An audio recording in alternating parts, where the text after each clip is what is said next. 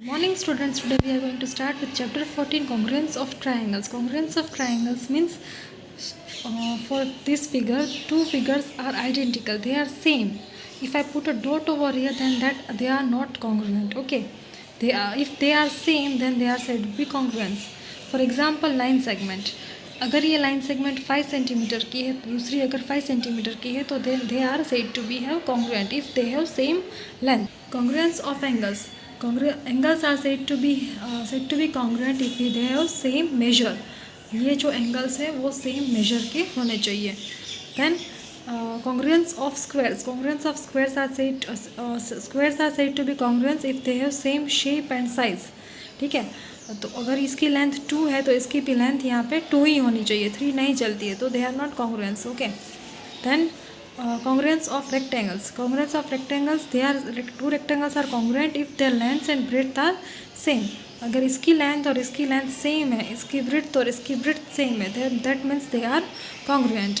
Congruence of circles में, if this circle has radii 2 meters or 2 centimeter, then this circle should also have radius 2 centimeter.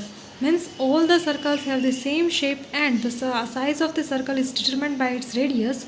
So with same radius, then the circle are said to be congruent. Radius same होगा, center अलग अलग होगा, तो they are said to be congruent. Now congruence of triangles. For triangles we have 6 elements. Sides and angles, 3 sides and 3 angles, तो वो तीनों same होने चाहिए. अगर ये 5 का है तो ये भी 5, अगर ये 6 का है तो ये भी 6, ये 7 का है तो ये भी 7, एंड अगर ये 90 है तो ये भी 90 डिग्री, अगर ये 30 है तो ये भी 30 degree. Same angles should be same. Angle B is equals to angle Q, angle A is equals to angle P, angle C is equals to angle R. Now corresponding vertices A and P are same, so we are writing A and P corresponding vertices, B and Q, C and R. So corresponding vertices are denoted as this sign. And angles को कैसे denote किया जाएगा? Angle A to angle P. Okay. So now for congruence ABC sides को कैसे लिखा जाएगा? Is equals to की जगह हम लिखेंगे corresponding की sign. This is the sign of correspondence. Okay. And congruence की sign क्या होगी? This is the symbol for congruence. इसको read कैसे किया जाता है? Is A1 is congruent to A2. ऐसे is congruent to read किया जाता है. is congruent to read किया जाता है. Exercise 14.1 question number 1. Name 6 elements of triangle PQR. Elements मतलब angles and sides. Angle P, angle Q, angle R. फिर sides कैसे लिखेंगे? PQ, PR, QR and RP. So this is how we are going to write PQ, QR and PR. Angle P, angle Q and angle R. Now in question 2 we has given that these two triangles are congruent. यहाँ पे congruent की sign है. That is we can read triangle XYZ is congruent to triangle RPQ. Under the correspondence XYZ is corresponding to RPQ. That means X is corresponding to R पहला पहले के साथ, दूसरा दूसरे के साथ, Y is corresponding to P, Z is corresponding to Q. First will go to first, second will go to second, third will go to third. हम ऐसे लिखेंगे. देखो angle X, angle R, angle Y is corresponding to angle P, angle Z is corresponding to angle Q. And side कैसे? पहले ये दोनों ले रहे XY, तो यहाँ पे भी RP. फिर हम X को नहीं ले रहे YZ, तो यहाँ पे भी PQ. ओके. फिर हम बीच वाला नंबर नहीं ले रहे Y, दैट इज ZX, तो QR. Okay. Same way here in question number 3, DEF is congruent to triangle BCA under the correspondence DEF to BCA.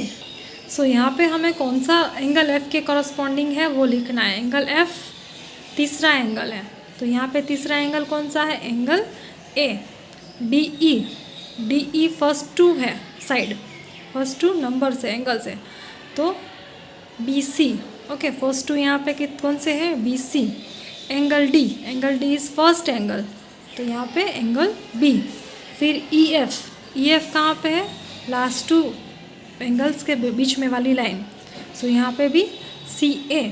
Then D F मतलब पहली और लास्ट, तो यहाँ पे भी पहली और last BA. Okay, now are the triangles equal in area congruent? No, because in area of triangle the formula is half into base into height, तो हाइट कैन बी डिफरेंट.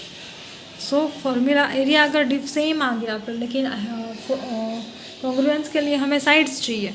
ठीक है, sides can be different. Then are congruent rectangles equal in area? Yes, because area का formula क्या है? Length into breadth. Length into breadth तो same है congruent rectangles के, तो एरिया भी सेम ही रहेगा. Same way are the squares having equal area congruent? Yes, because area का फॉर्मूला क्या है? Side into side. So square क्या होता है? Square is equals to same length, right. तो अगर लेंथ सेम है तो एरिया भी कॉन्ग्रुएंट, एरिया भी सेम आएगा. अगर एरिया सेम है तो लेंथ भी सेम ही रहेगा. अगर मैं बोलूँ एरिया 4 है तो लेंथ क्या आएगा? 2, right. Square root of 4 is 2. Are all squares congruent? No, अगर एक की लेंथ 2 है तो दूसरे की 3 भी हो सकती है ना.